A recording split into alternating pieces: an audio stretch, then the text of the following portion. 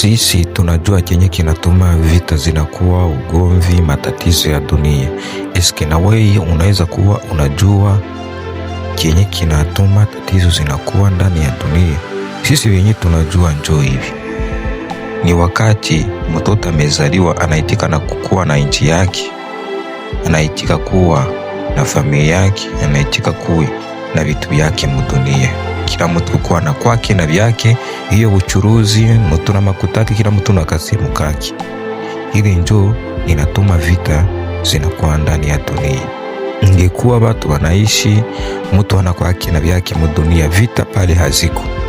Kama mdunia kila mtu anakubali awe na mamake, familia, vitu vyake, kuzaliwa anajitafutia huku, hana ufahamu ya kuambia wenzake, kile kukuwa na vyetu, kila mtu akue na vyake, njoo vita.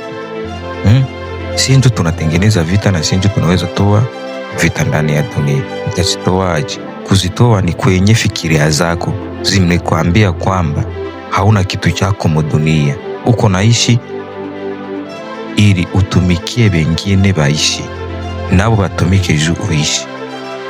Si wote vile vile.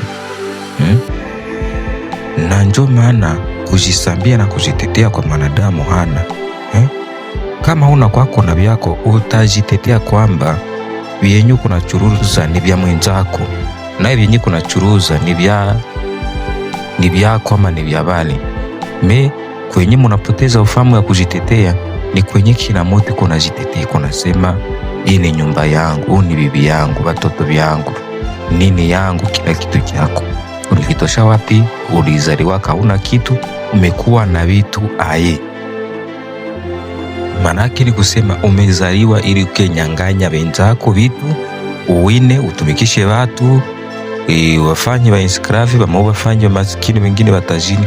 Maake kama unaitika kwenda kwako na vyako, wenjo unasababisha watu wakwe wa maskini, wakwe na njala.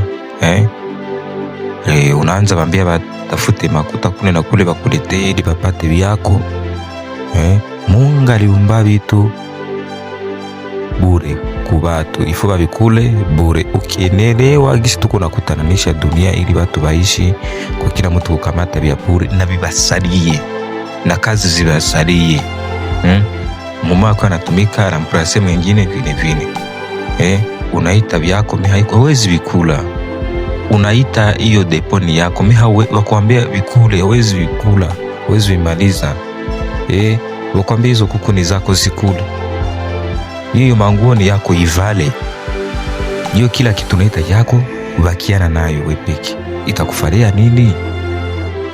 Dunia itakuwa mzuri kuhusu watu ukibadilisha. Haiko makazo ni kuelewa, ukikubali sawa, na kama ukubali unakubali tatizo.